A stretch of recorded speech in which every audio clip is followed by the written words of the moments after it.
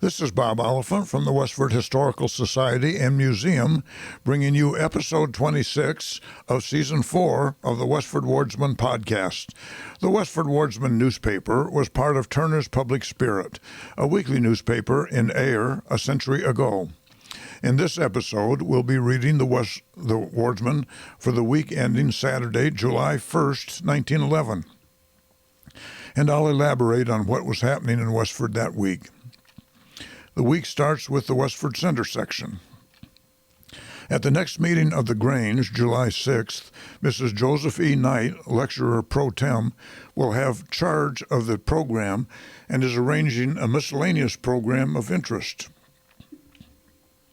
Albert Taylor was not able to come and give his address on landscape gardening until a later date. Several from the Grange attended the Strawberry Festival at Groton Grange Tuesday evening and report a pleasant time. The prayer meeting of the Congregational Church this week was held at the home of John McMaster at the East Village. I believe that's in the Chamberlain Corner area of the town. The drinking fountain at the Whitney Park, which was temporarily out of commission, has been reset and will be in readiness for July 4th. Alexander Cameron is at home from the middle school in Concord for the vacation. Dr. Edward Atwood, a family of Daytona, Florida, are at Westford and Winthrop for the summer. Dr. Atwood attended commencement exercises and his 40th class reunion at Dartmouth College this week. He and his 2 brothers and 3 sisters lived at 4 Graniteville Road. Mrs. Andrew S. Wright has the sympathy of her friends owing to the death of her nephew, Thomas Newcomb, at his home in South Boston. The circumstances are particularly sad as Mr. Newcomb was in the prime of life with a large family of children dependent upon him. Mr. and Mrs. Charles Hildreth returned this week from several days' delightful sojourn at Hanover, New Hampshire, and the commencement exercises of Mr. Hildreth's alma mater at Dartmouth College. It is the 10th reunion of his class, of which there was a large delegation present. The several large growers of strawberries in town report a short and unsatisfactory crop due to the extremely dry season.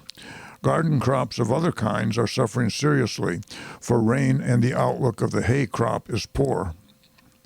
The Edward M. Abbott Hose Company held their postponed meeting and tryout Tuesday evening. Several hydrants were opened and tested, and the new hand reel recently purchased by the fire engineers in behalf of the town was tried. The resignation of Frank and Everett Miller from the company was received, and the names of William Wright and Arthur Hildreth have been proposed in their places. Edmund Baker is taking care of the grounds at the Whitney Park. Mrs. Winifred and Elizabeth Bailey of Cambridge were overnight guests of Mrs. Homer Seavey. Mrs. Oscar R. Spaulding's many friends are glad that she is convalescing nicely from her recent illness. The Donald M. Camerons are staying at the Cameron homestead. Miss Grace Litchfield and Miss Mary B. Raines are spending the long vacation at their attractive bungalow at Forge Pond, which they built last season nearby the George W. Good camp. The J.V. Fletcher Library will follow the usual custom of being closed Sundays during July and August. George A. Brigham of Somerville was at the Brigham Farm over Sunday. Homer Seavey is shingling his house and will follow this improvement with painting his buildings. We note with interest of an important architectural commission to Ralph A. Cram of Newton in the completion of the building of the Cathedral of St. John the Divine in New York City. Mr. Cram is not exactly a Westford boy, but his father, Reverend William A. Cram, was pastor of the Unitarian Church here for a number of years, from 1872 to 1876, and the son attended the academy. He matriculated in 1875. And his marked success in his chosen vocation has been followed with pride by his friends here. You can read about Reverend at Ralph Adams Cram in the Wikipedia online. It says he was a prolific and influential American architect of collegiate and ecclesiastical buildings, often in the Gothic style. And of course, as indicated here, he designed the Cathedral of St. John the Divine in New York City, among many other buildings across the country. Mrs. Alonzo H. Sutherland and daughters Beatrice and Lillian attended the silver wedding anniversary of Mr. and Mrs. Louis J. Marden at Woburn last week. Mrs. Sutherland and Mrs. Marden are sisters. Miss Ruth Tuttle is at home from her teaching in Winthrop for the long vacation. Miss Jenny Chandler from Boston, Miss Stella Hartford from Carlisle, and Archie Hartford from Norfolk. The latter will take a special 8-week course in mathematics at Harvard Summer School during his regular school vacation. Mrs. Herbert V. Hildreth attended the graduation of her niece, Miss Catherine Allen, Allen, from the Malden High School on Monday of this week. The Tingsboro Scouts and the Westford Tigers, a somewhat juvenile set of players, had a good game of ball at the Whitney Playground last Saturday afternoon. They played a good game, the victory being in favor of the Tigers 4-1. The same afternoon, the Westford Athletic Association went to Shirley and played that strong team, winning for Westford 10-5. The next section is called Children's Sunday. The observance of Children's Sunday at the Congregational Church last Sunday was particularly successful and well carried out. The audience particularly filled the auditorium, for so many the audience practically filled the auditorium, for so many are interested either directly or indirectly in their children. The impressive baptismal service took place for the two little daughters of Mr. and Mrs. Albert Hildreth, Sarah Elizabeth and Helen Doris Hildreth. The processional at the beginning of the service by the entire school beneath arches of daisy chains was a most attractive feature. The collection was for the Sunday School and Publishing Society. Much credit was due the teachers for having the children carry out the program so smoothly, particularly Miss Edith A. Wright, who had special charge of the choruses and exercises. The next section is an obituary. Marcus M. Chandler died at his home in Lawrence on Wednesday of last week, aged 71 years. Mr. Chandler has been a resident of Lawrence for many years, but he was born in Westford, his early home being the Chandler homestead on the shores of Chandler Pond. That's the local name for Flushing Pond, and the house was the one that overlooks the pond just across Tingsboro Road from the pond on that big S-turn. He was a veteran of the Civil War, being a member of Company C, 16th Massachusetts Infantry Regiment, and during the 3-year service in the Army of the Potomac, he was in 23 conflicts, among which were the famous battles of Fair Oaks, Second Bull Run, Antietam, Fredericksburg, Chancellorsburg, Gettysburg, the Wilderness, and Spotsylvania. Those were all very heavily contested battles with numerous casualties. After the war, Mr. Chandler returned to his native town, but afterward removed to Lawrence, where he has lived since. For many years, he was employed as a carpenter and millwright at the Arlington Mills, only retiring from its employ within 3 years. As a veteran, he was a member of Lawton Post, Grand Army of the Republic. He was also a prominent Mason, and as a Congregationalist, an attendant of Trinity Church, a man of sterling integrity and upright life. Mr. Chandler's wife had died a few weeks previous to his death. He leaves one son, L.M. Chandler of Camden, Maine, and one daughter, Mrs. H.J. Stanchfield, also one brother and 2 sisters, one of the latter being Mrs. John B. Fletcher of this village. The next section is entitled Silver Wedding. Mr. and Mrs. Louis J. Marden observed the 25th anniversary of their marriage at their pleasant home in Woburn last week. There was a large gathering of invited relatives and friends, and Mr. and Mrs. Marden were the recipients of many presents. Mr. Marden is engaged in market gardening, having several greenhouses devoted to cucumbers and tomatoes. They have one son, Everett Marden, who goes to commercial college this fall. Mr. and Mrs. Marden lived here for a number of years in the Westford Depot neighborhood, where Mr. Marden conducted the saw and grist mill. This was where Depot Street crosses the railroad tracks. On Stony Brook Road, Stony Brook rather, there was a large mill. In fact, if you look carefully when you cross that bridge to the east, there are grist mills on the abutments at either end of the bridge. The next section is titled the 4th of July celebration. The committee having charge of the celebration for July 4th have about completed their arrangements, and the promise is good with favorable weather for a good time for all. About $250 will be expended for the day's entertainment. The Chelmsford Band will be in attendance for the day and will give a concert at the Whitney Park at 10 a.m., followed by a ball game between Chelmsford and Westford AA, it's Athletic Association. This will be followed by a list of sports for which prizes amounting to $20 will be given.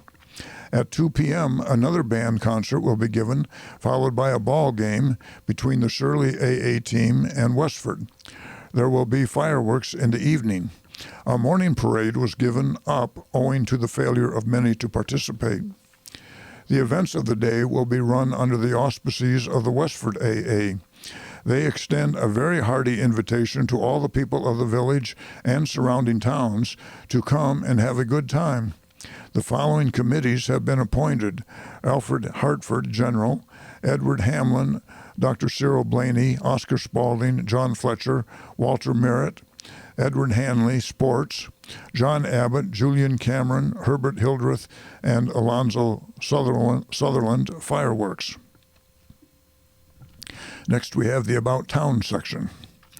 The funeral of Miss Josephine Elizabeth Quebec, which took place last Saturday morning from the Reed Farm, was largely attended by relatives and friends.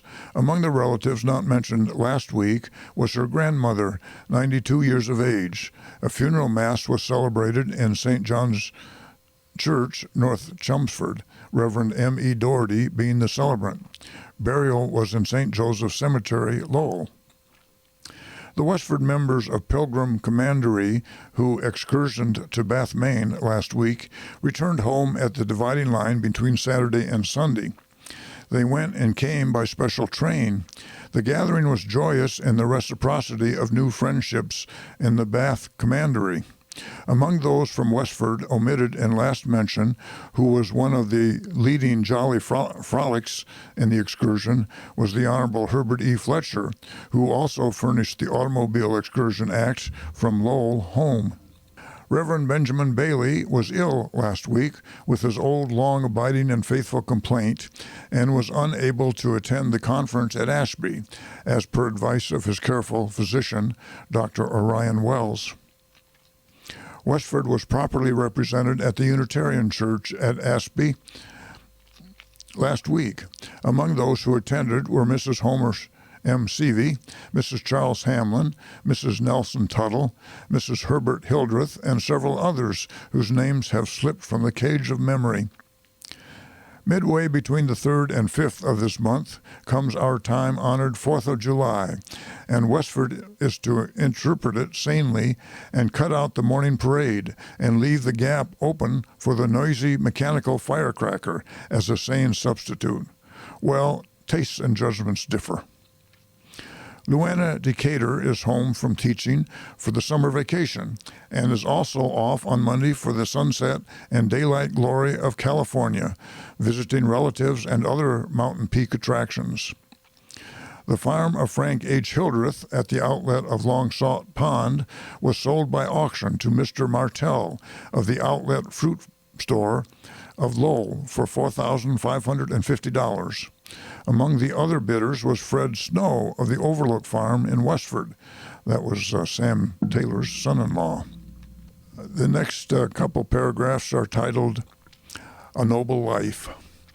The sudden death of Dr. Joseph B. Heald, Heald, in Boston last week, Thursday, recalls the associations of 30 years ago when he was a resident of Westford. He was popular with all the people who believe in the popularity of a personality that has somewhat to offer. Dr. Heald was loyal to laying the emphasis on this life, its people, its social betterments, its recreations and amusements, as well as the higher consideration of the spirit that had a rational interpretation and direction. He rejected surface conclusions and delved deep for the findings and verdict of the Supreme Tribunal of Cause and Effect.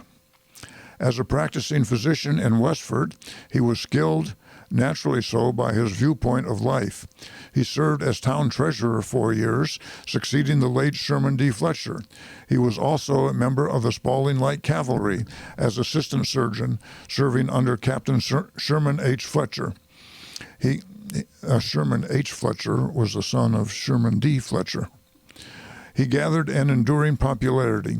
After returning to Pepperell to reside, he was elected to the Massachusetts House of Representatives from this district in 1892 against large party odds.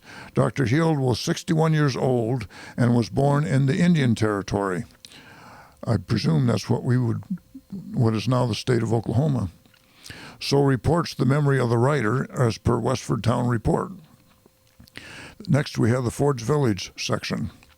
Last week, Friday evening, Abbott Hall, Gile and Wheeler, dramatic and humorist entertainers, were presented by the John Edwards Hose Company before a large and appreciative audience. The gentlemen certainly made good in their respective roles and caused much laughter. Miss Marion Blodgett and her aunt, Mrs. John Edwards, are spending a few days at Worcester. The Mrs. Long of Lowell were guests of Mr. and Mrs. Fenimore Morton last Sunday.